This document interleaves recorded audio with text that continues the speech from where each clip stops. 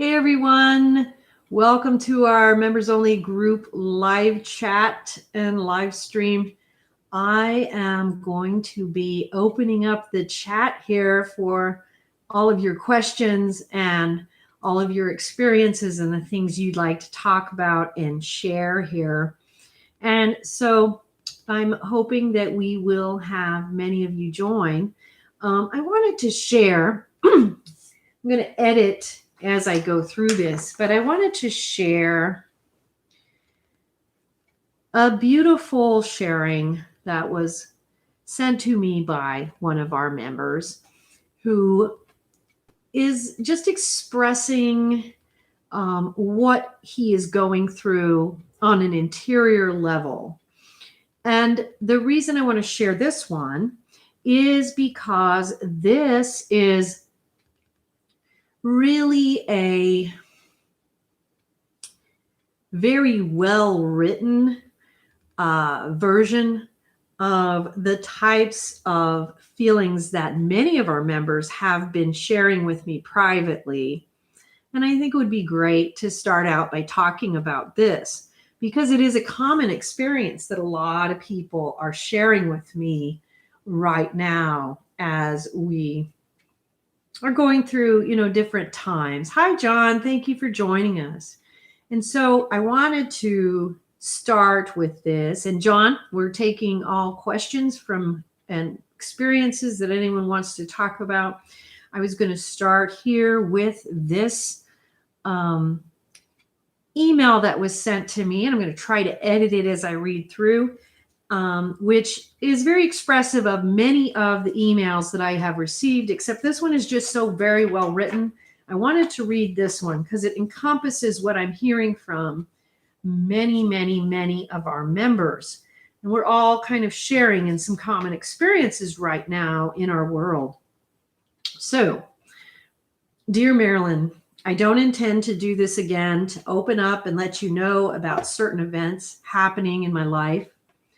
Welcome, Aniel. Thank you for joining. You have told me about serious challenges you face. My intention isn't to cause you additional worries or to dump my rubbish on you.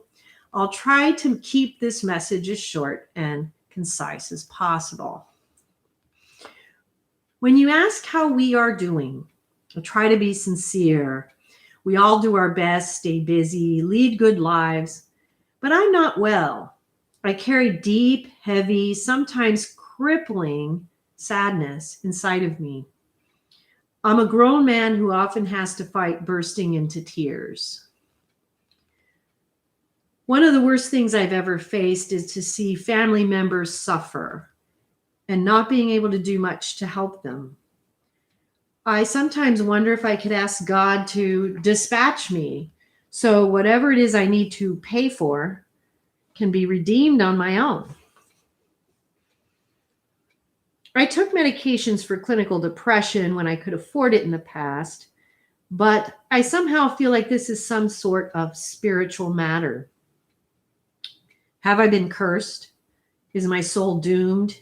And the constant heaviness I feel is what I have left to look forward to for the rest of my days and also in the afterlife? On top of that, we've lost peace in our own home. We have neighbors who play loud music and are very loud through the day and through the night. I have the freedom to get dressed and leave, but other members of my family do not. Their health will not allow for it. And I'm not one to leave them behind when life gets rough. There's a lot of alcohol consumption, talking loudly, smoking of cigarettes. Our home feels like a horrible bar instead of a nice place in which we can relax. We have complained about all this, but I'm editing as I go. Hello, Zed and Judy. Thank you so much for joining. And I will address your question, Jed, here in just a moment, because that is an excellent question. I'm sharing a message I received from a member that is very similar to what I've received from many other members, and I thought it would be worthy to discuss. So we've complained about all this, but where we live, our country, our place has become a lawless place where anyone can get away with anything, trying to protect the identity here by not giving away where they live, where they're from. I can tell you this is from overseas. And so keep that in mind, because a lot of us in the US of A are going to be like, wow, sounds a lot like what we're seeing. The other night I went to bed repeating, God, why do you allow this? Why do you allow this over and over again? Can't just move to another country. The rest of my family is stubborn. It's going to stay here. I really wish I knew what it is we did to deserve all of this. Despite living with 4 of the most beautiful souls I have ever met, I spend most of my time alone because everyone is so busy. I can't have deep conversations with them because I only have a handful of true friends, and most of them are overseas from where this person is. Establishing goals in an environment that feels like a physical manifestation of death feels futile. Still, I keep drawing closer and closer to God, talking to him in my mind, sometimes clinging fiercely, feeling like if I don't, reality may just go ahead and crush me. I connect with God knowing that I'm a sinner. I know myself fairly well. I am making progress in the purification, but other things seem like a lost cause for me. I think many of us relate to that. This ended up becoming much longer than I intended. I'm sorry. Thank you for reading this, for being good to us, so good to us, and for any insights that you might have to share. So, as I was saying when I first came on, and I want to welcome everyone who's come on, Anna, Judy, John, Zed. Thank you so much for coming on. This is great. And I'm going to read your thoughts here in just one second. So I get a lot of these emails right now. And so I'll let you guys think about that. Tell me your thoughts, and we can talk about it as we continue here. But let's take a look at what Zed is saying. Zed is asking me what my opinion is on the Monroe Institute. I have a very high opinion of the Monroe Institute. Ironically, when I was first published with Hampton Roads in 1991 and 2, my publisher was a close personal friend of Robert Monroe. My publisher was in Virginia Beach at the time, and they were very active in the activities of the Monroe Institute, and I have a very high opinion of it. I don't agree with everything that they may promote or do, but that's not really a big issue, because what we always have to look at is the simple realities that we are all called to do different things. And the Monroe Institute, going on to the second thing you said, as well as tones to activate chakras. Monroe Institute, that was a big part of their calling and remains a big part of their calling. And I've heard from different people. Some people have more luck with the tones, with the hemisync technologies than others. And so some people, it's a great tool for them, and for other people, it may not work so well. And so again, it's that personalizing for yourself what you find to be helpful. I've often told people that, ironically, I find that Tibetan bowls are very helpful for me, and for me work better than like a hemisync tones type of tape or CD or recording. But that's, again, that's one of those primitive instruments, the Tibetan bowls, that, has some type of, it just really activates like this primitive aspect of our spiritual from within. It's like at this ancient, this tribal, this Aboriginal, Native American. Of course, the Tibetan bowls are from the Himalayas and Tibet, but they are all shamanic practices from around the world. And I do believe that we all have certain things that will activate us more than others. So I feel very highly about the Monroe Institute. I think the HemiSync technology is great. If it works for you, utilize it. If you don't find it as effective, try something else. So the frequency entrainment, same thing. You give it a shot. I'm going to tell you that one of the big differences between my writings and a lot of the other writings of out-of-body travel authors is that I have discovered in my particular path and what my calling is to make people aware that the out-of-body experience is more than just something we try to seek for just for seeking its sake. It's seeking it for the purpose of spiritual practice. And as a result of this understanding, what I have found is that the most effective method for achieving out-of-body experiences is when someone begins a purification path, when someone actually begins the work of mystical theology, so to speak, because this actually just immediately energizes it. And it energizes it on a deeper level where you're immediately going towards higher mission. And so that's something that I think is real important that you utilize in conjunction with whatever HemiSync or entrainment technologies you find helpful for you. And so, Zed, you're saying you have visions of the Vatican all the time. You read books from the Vatican Library in your sleep. Prophecies of Merlin, I have read as well. That's fascinating, Zed. I would like to hear about those prophecies of Merlin.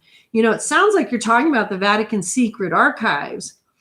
And I'm wondering if you're having some kind of experience there where you have something within your soul that, and it might be within your soul mission as well, that is directing you to read specifically from those Vatican secret archives. I certainly hope, Zed, that you will write some of these things down. Try to capture the essence of the texts that you are reading in your visions in a journal or whatever way that you think.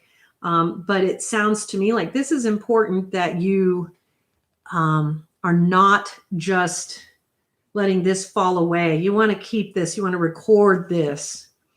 Okay, yes, it is amazing. I agree with John. That's really exciting. I would love to hear more about those prophecies of Merlin. It doesn't sound strange to me at all. Zed, Edgar Casey, they could put a book underneath his pillow and he would have the entire contents of that downloaded into his brain while he was sleeping. People have gifts like these. And I have a lot of experiences with ancient texts where I will be taken places and information is imparted to me vibrationally and I'll be allowed to read certain things. This does not sound strange at all. I think what's interesting about it, beyond the obvious, is just that it is specifically the Vatican secret archives. There's a lot of stuff down there, and I think you should make sure you are cataloging your experiences and trying to really summarize what it is that you're reading, because there's a purpose for this of some kind that you want to allow to unfold. Sometimes, for whatever reason, us people are kept from society at large. We absolutely always have been and probably always will be in this human world.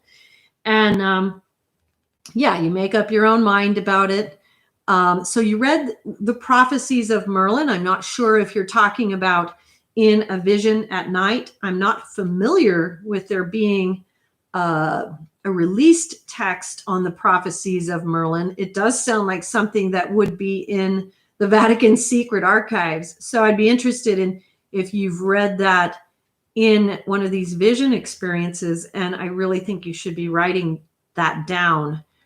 They have been integral in the social upheavals of late. Not sure, and what, as well as what is coming. Okay, I see what you're saying. The prophecies of Merlin.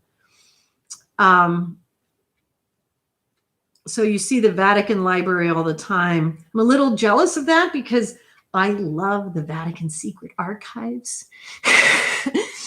That is so cool. Patch Spirit said that the third eye was supposed to be eyeball size. I don't know who that is that you're referring to. But yes, the third eye can be many different sizes depending on your calling. In your case, if you are being asked to read texts from the Vatican Secret Archives, you may require yours to be larger than what might be average or the typical, you know. As we go through the out-of-body travel process, we develop a secondary chakra above the crown. When we develop these things, and the third eye grows and expands and gets bigger. And so that is what they are referring to. Anna, do you feel that it is a requirement to break the cycle of 84 that one must have out-of-body experiences in this lifetime? I'm not familiar with the cycle of 84. So if you want to explain that, I'll be happy to comment on that. But no, you do not have to have out-of-body experiences in order to enter into a true spiritual path or a purification journey. So do not look at the extraordinary graces like out-of-body travel or any of these paranormal abilities as being a requirement for that to take place. These are all, including out-of-body travel, they are tools that lead to the spiritual development that each of us encompasses and unfolds. And so remember that as tools, they are not the truth itself. So no, you do not have to follow that spiritual awakening in your own journey in that exact same way. You're going to seek the truth in the way that you are graced and inspired to do so, with whatever tools are going to be best for your own path. Out-of-body travel is, of course, one of the things that does accelerate it, and it helps a great deal. So it is an excellent tool, but absolutely it is by no means essential or something that you cannot make spiritual progress without. So very good question on that. Okay, so Zed, you're saying you saw the leaders of the world were seeing a screen with a monster on it after asking the spirit who rules the world. That's what I saw through the third eye. Many people have seen things of this nature. Yes, there is a spirit of corruption that has entered into the world. And a lot of people are having dreams and visions and out-of-body experiences about it.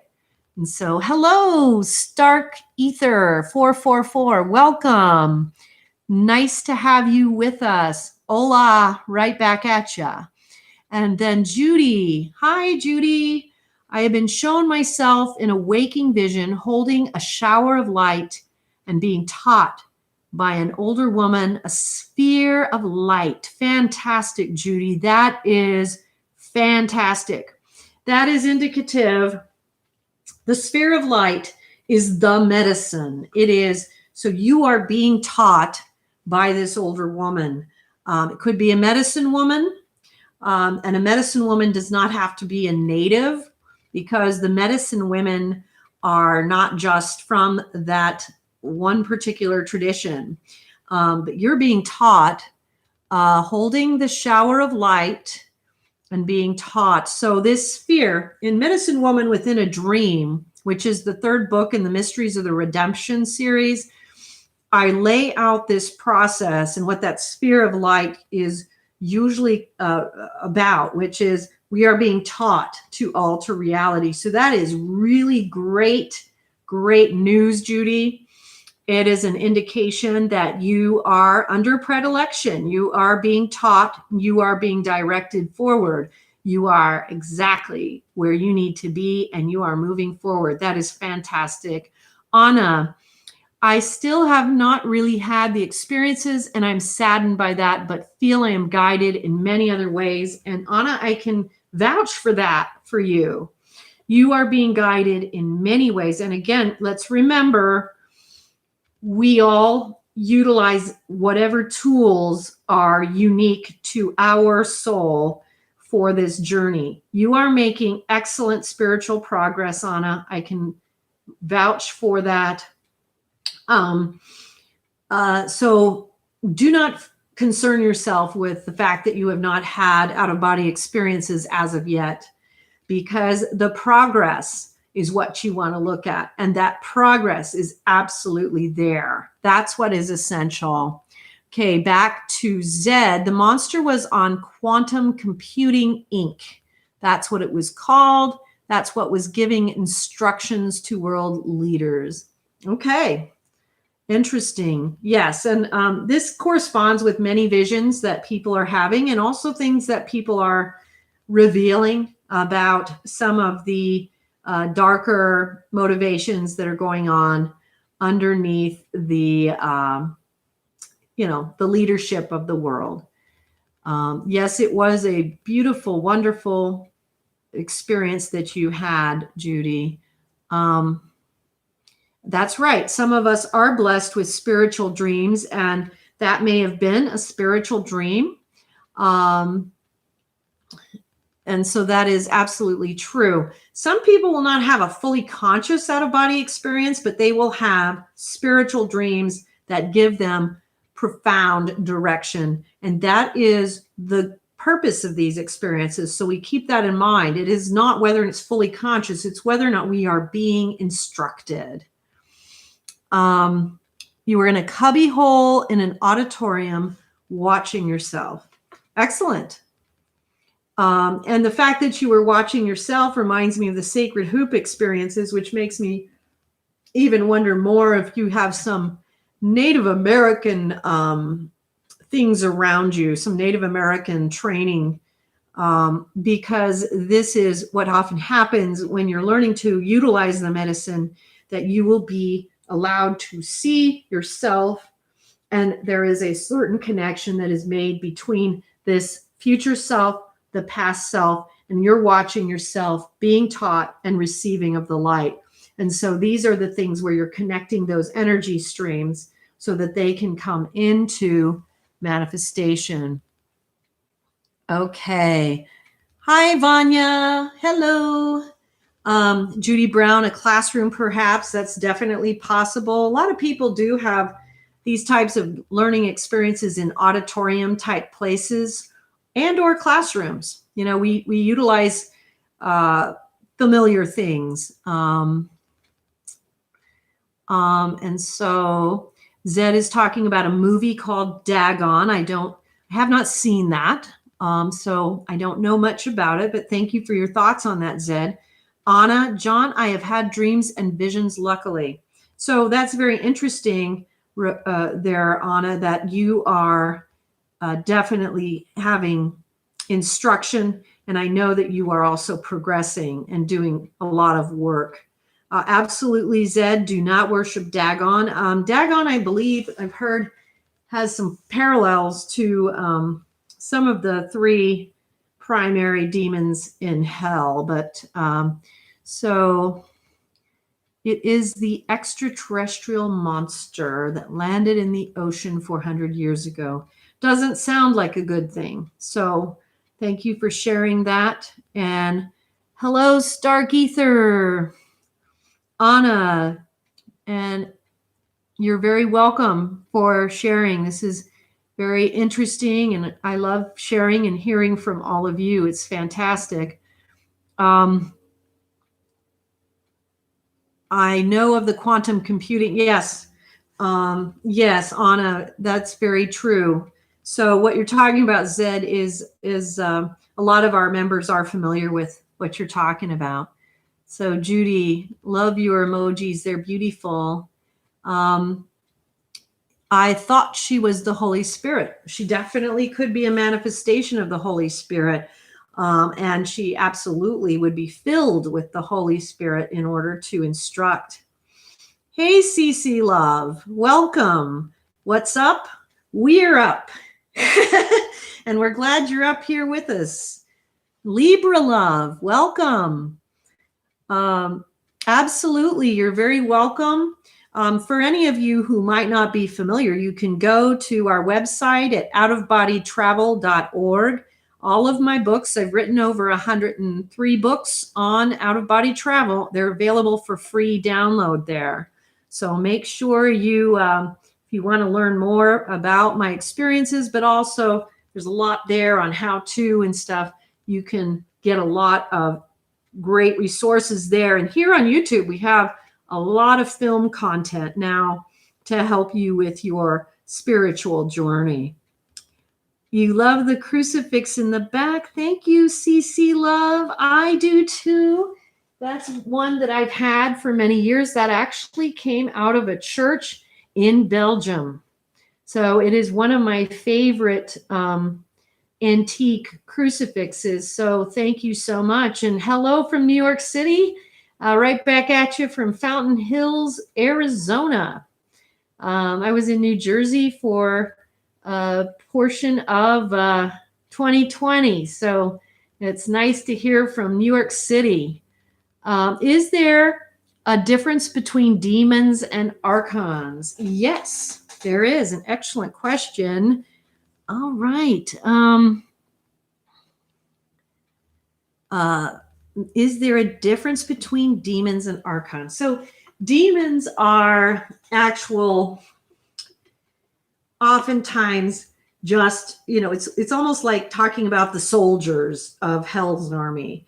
The archons can be archons of good or of evil. So we have archons that are actually they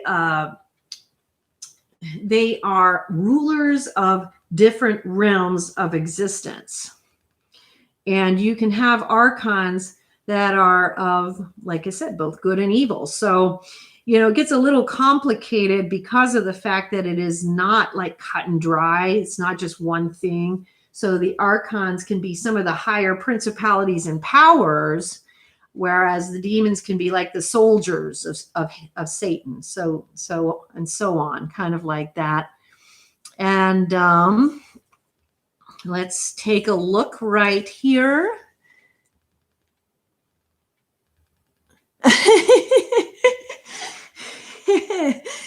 Oh, Leroy, welcome. And that's what I'm laughing at. He said Democrats had out-of-body experiences. Each one voted more than once. That's funny. That's great. So yeah, gotta laugh at that because that's true. So thank you, Cece. Yes. And Anna, I think what is difficult mostly is knowing what we know outside of fixed religious beliefs is sacred, i.e. sacred texts, OBEs, etc., and dealing with family that are strictly fixed in religious beliefs and dogmas. And I think a lot of us deal with that sort of thing. We definitely do deal with a lot of that. Many people who are really spiritual, I think a lot of people here probably relate very much to that, Anna. I know I certainly do. I have more of an atheistic extended family, and there are similar challenges with that. And I've heard from a lot of people who take a lot of steam, from other strong beliefs, that especially those which are against out-of-body travel or things like this. One of the things that's interesting about it is that sometimes it's so hard to understand where they're coming from, because mysticism is one of the gifts of the Holy Spirit. And it's just that different denominations in Christianity or different world religions, they accept or focus on different gifts. So you have certain denominations that experience the slaying of the spirit. You have certain denominations that focus on deliverance ministries. You have certain denominations which focus on the healing ministries that we hear about. And it's hard to get them to understand that, well, this is just one of the other gifts of the Spirit. It's spoken of in great depth in the Bible as well as other sacred texts, but those ones won't matter to them if they're, you know, more of a focused on the one text of the Holy Bible. But there is just a ton of stuff in the Bible itself, you know, about St. Paul, speaking of a person who, whether in the body or out of the body, he doesn't know. I mean, these things are not foreign to the texts of Christianity as well as all other sacred texts. This is such a blessing just to have an outlet. 2 pastors in my family, of course. I am the oddball out, LOL. I can relate, but on a different way, because it can be, it's just a different struggle when nobody believes in God at all around you and you're as extreme as I am. You know, behind me, by the way, here, this is St. Kateri Tekakwitha's world. So up here we have St. Kateri Tekakwitha, and I just keep adding to her world. And I have some really nice friends who help me to add to Kateri's world.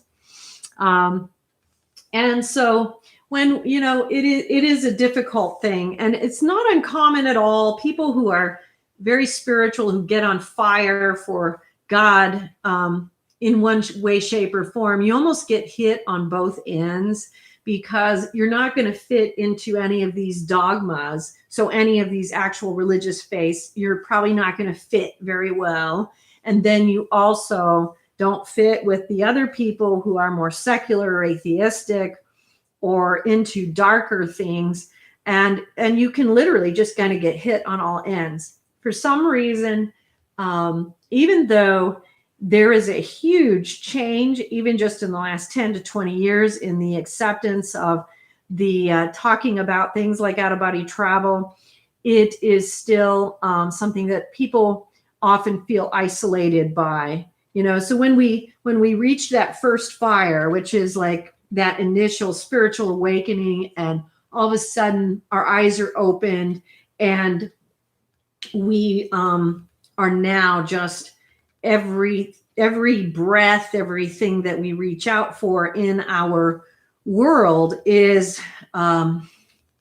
going to be that spiritual fulfillment. We very quickly no longer relate to those who are not on that path, and they very quickly do not relate to us. We're going into areas that are uncomfortable for them, things they don't believe in, things that they don't approve of, and for many different reasons. Some of it's just because if they don't believe in God, then they think any kind of religious practice or spiritual practice is stupid. If it's the difficulties like with your family members who have different denominations, it's all going to be based on what their own particular denomination is that they accept. So if it's just something that is outside of their sphere of either understanding or acceptance, because it's also the acceptance, if it's not accepted in their own personal faith, they can get very fearful, but also just judgmental, sometimes fearful, sometimes judgmental, sometimes a little bit of both. There is so much fear from venturing beyond what is written in the Word. And if you do, you are being led by dark forces. They feel that. I understand at a different level. They do feel that, and that is well said. That is how they feel. But again, I just like to point out, and you know, in my books, you can download The Mysteries of the Redemption, a treatise on out-of-body travel and mysticism. That's where I usually tell people to give it a start. But we have a lot of other books too. And I talk about in a lot of my books the fact that this is not foreign to the Word. It's just their own particular interpretation of the Word.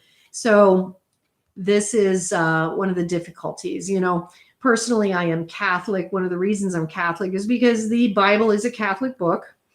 There were no other Christian denominations.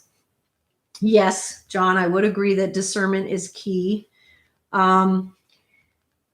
Discernment is key in just about everything, you know, in the spiritual life. Oh, thank you so much, Stark Ether. Thank you. I appreciate that so much. Thank you for loving the mysteries of the redemption. But we do talk about how in the out of body travel is not foreign to the word, and just throwing out a few things here. We have the mention that St. Paul makes of the friend who, whether in the body or out of the body, he didn't know. We have Ezekiel, who is obviously having an out of body experience. I did write another book called Near Death and Out of Body Experiences, Auspicious Births and Deaths of the Prophets, Saints, Mystics, and Sages in World Religions. And what you'll find in that book is a real, much deeper synthesis of understanding of how out-of-body travel and out-of-body experiences are actually the cornerstone of all religion, because most religion came about from a revelation. And most of the revelations that brought about these belief systems were out-of-body experiences.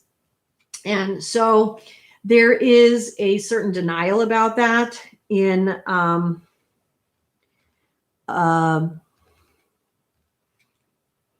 yes. So John, let's see. Perhaps you can share your experiences about your first experiences into the New Age, but that it had limitations when explored separate from God. So Stark Ether, agreed 100%. Thank you. And Vanya, I always felt on my own, even those I know in shamanic or spiritual communities warn against it. Do they? Oh, that's interesting. Do they warn against out-of-body travel? And if they do, it's in part because in the shamanic traditions, one of the things that the quote unquote witch doctors would do, and this is not just, this is all the shamanic traditions when you go back to the very beginning, Stone Age religion, which was literally the birth point of religion, was Stone Age religion.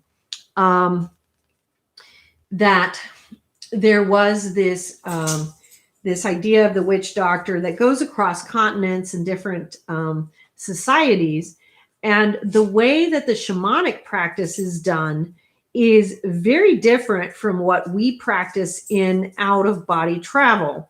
Because what they're often doing is they're inviting a spirit to come in and then embody them, and they would go into trance and they would go into these dances. And so it was a much more questionable practice if not done properly. And so there are shamanic traditions that have discernment in place, and they're not doing things that way. But many of the tribal traditions that go back to the beginning, Stone Age religion, they would actually invite. And that's why they became witch doctors, because they did actually just start dancing around and saying things because they were allowing a spirit to possess them, which is something that we do not in any way encourage. That is a very dangerous thing to do.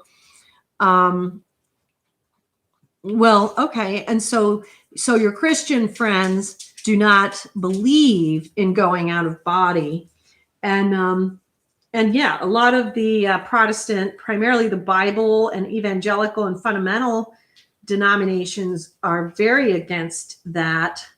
But again, let's go back to the biblical text, the word, where it is all throughout that text. We have Ezekiel, we have Enoch, we have Jesus himself, we have Solomon, we have, go back to the beginning with Adam and Eve.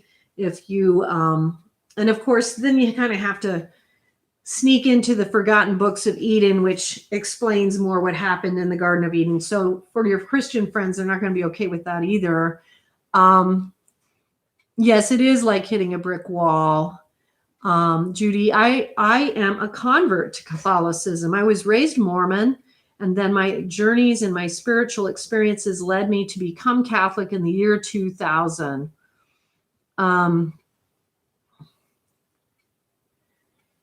Zed, we need to help Egyptians cap the Great Pyramids and indigenous peoples restore their sacred sites and technologies.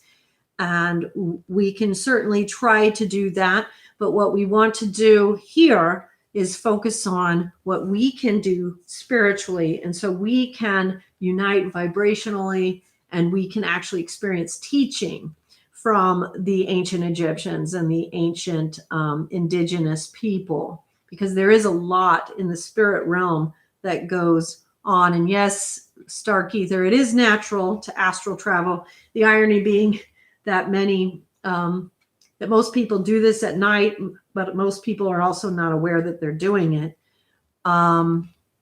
Judy, you can absolutely email me at Marilynn Hughes at outofbodytravel.org for spiritual counseling.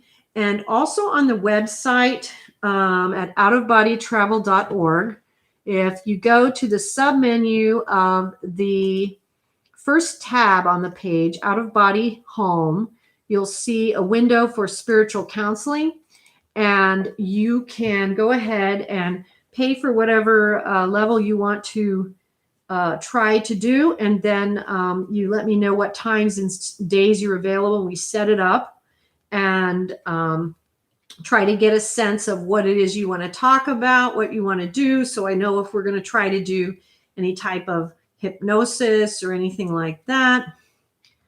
And so you can do that either way. So, you can pop me an email, you can go to the site, set it up that way, and then we'll work out the details. So yeah, I'd love to do that with you, Judy. So get in touch with me. That'd be fantastic.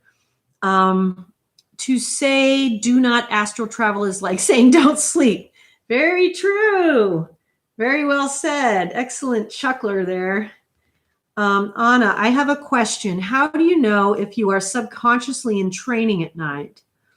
I know you share in books that there were those around you who are subconscious, unconscious, but training.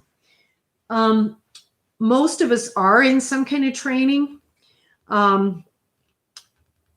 But the level of the training, it would, if you want to like become aware of, are you making progress in your training? Because most humans are under some kind of training, but if people are resistant to the training or not, then they won't make progress. So they will be still doing it, but they might be doing the same thing over and over. If you want to like focus on, can I see if I'm making progress? You can look at the fruits in your day-to-day life. Sometimes people will have glimpses that are given to them where they are made aware that they are doing something mystically in their sleep. And that is often an indication that lets us know, okay, the eternal is trying to make me aware that I am undergoing training so that I, don't lose heart, because it's unconscious right now. You will have memories of training and also literal dreams of being in school and teaching others. And that is true, but there will also be times where you are kind of going subconscious, so to speak. And that is equally valid because it's like the path of surrender requires us to move forward.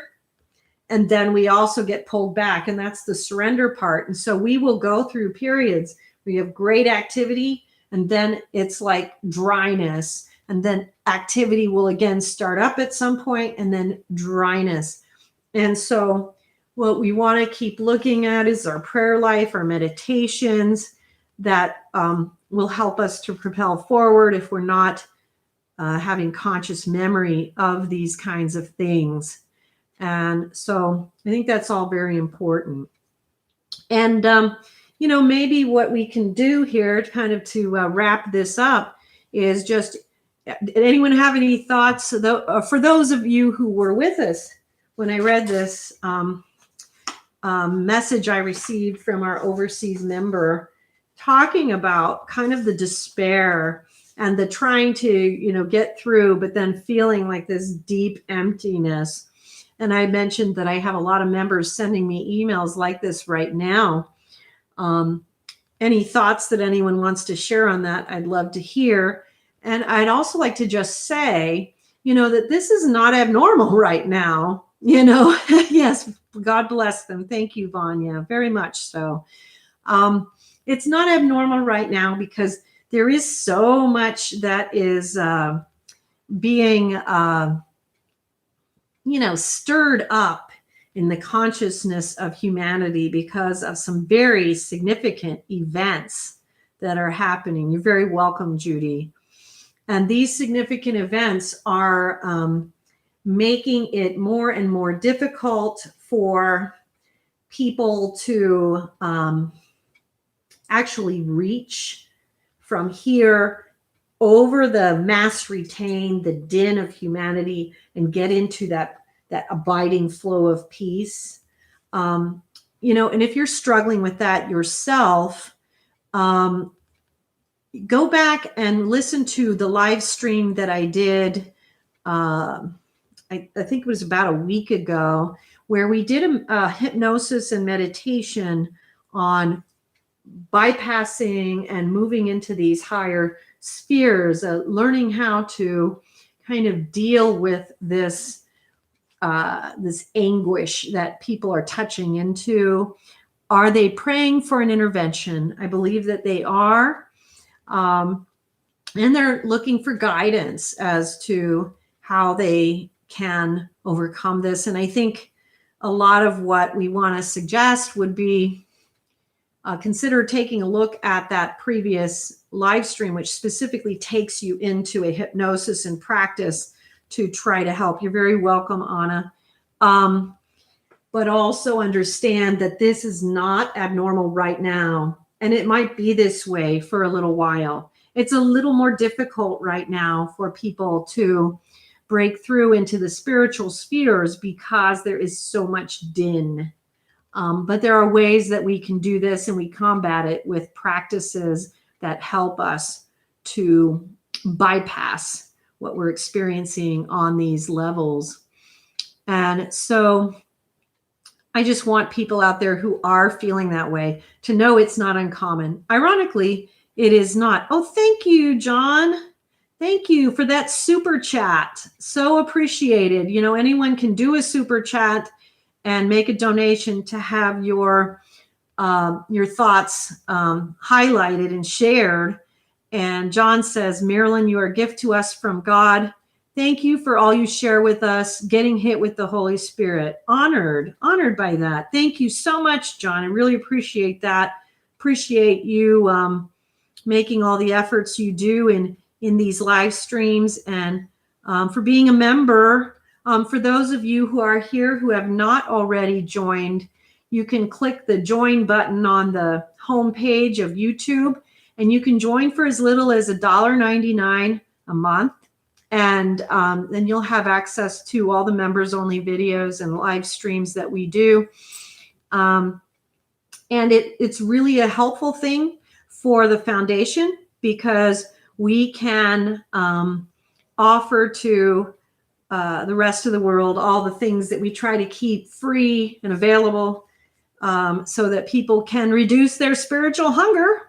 And but also it offers us the opportunity to get to know one another, as well as there are other perks that you can look at. So when you click on join, you'll see that we have a hierarchy of angels. You can click on each one and see what the different benefits are of each level and what you feel that you can afford to do. And then join us on our YouTube channel and membership, and it helps us out a great deal. And it's great that we can all get together and get to know each other and share in this way, which is fantastic, I think.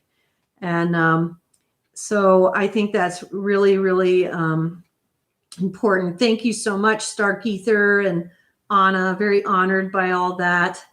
And so before I go, though, I would definitely like to ask if anyone else has any other questions or thoughts or something you might want to share before we wrap up. Because I'd like to make sure you all feel that you have had a chance to communicate here. It's always great to get feedback and hear from people who are reading my books, who are doing the practices, who are trying to follow the spiritual life, because it's so helpful to me to know what things are going well and what things are difficult, what things are struggles, and the kinds of things that more than one of you oftentimes is struggling with. We did a live stream that you can also check out about a common question on the out-of-body travel meditation practices. And so you can check that one out later as well. Vanya, I did that meditation and felt it was really helpful. Thank you. I experienced the rise and moving through density and inversion. Great feedback. Thank you. That is what I hoped it would do. So I'm so grateful that that was successful in that way. And John, yes, thank you for all your, very kind thoughts. Thank you, John. I'm very honored by those. And Judy, I feel the darkness and heaviness. The devil is trying to mess with everybody. We have to rebuke Satan. Get behind me, Satan. That is so true. And thank you for sharing that too, Judy, because that is what I'm hearing from a lot of our members. We all do, and the more spiritually sensitive you become, literally, the more you open up spiritually, the more you follow the spiritual path, the path of purification, the more you're going to feel it. It's kind of inevitable. Because we just become more sensitive. Energy becomes something we just naturally translate into us. And so you can't avoid the mass retain that is always a part of our planet, but we go through different periods where that becomes heavier and harder to deal with than others in human history. Oh, yes, Humble Lion, welcome. I really believe that the Most High is going to visit his creation soon. And, beautiful thought. And also, I would say, that we never want to forget.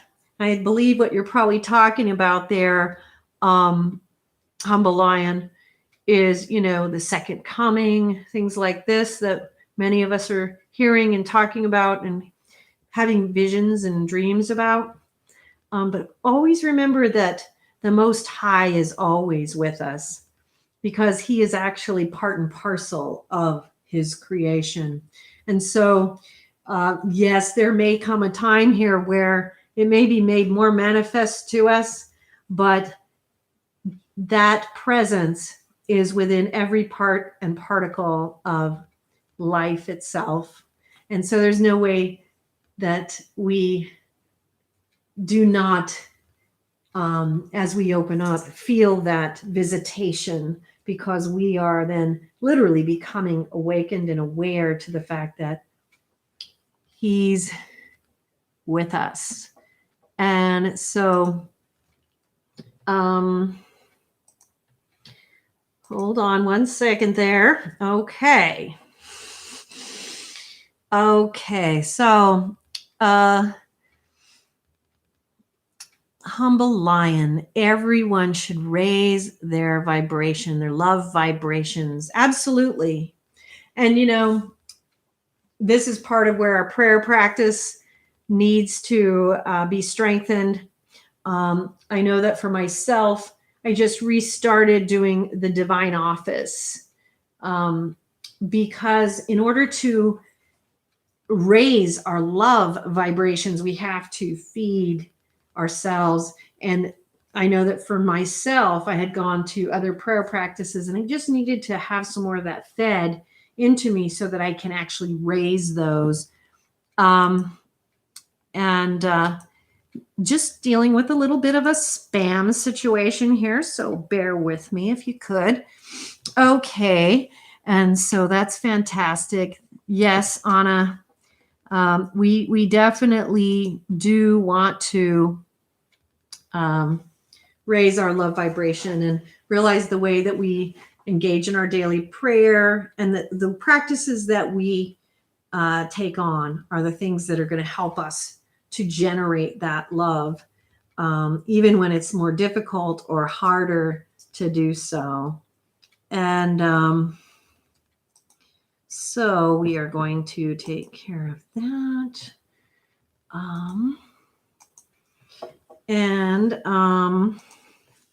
So there we go. So I want to thank all of you for joining me. This is great. I love it when we can just kind of talk back and forth like that. It's fantastic.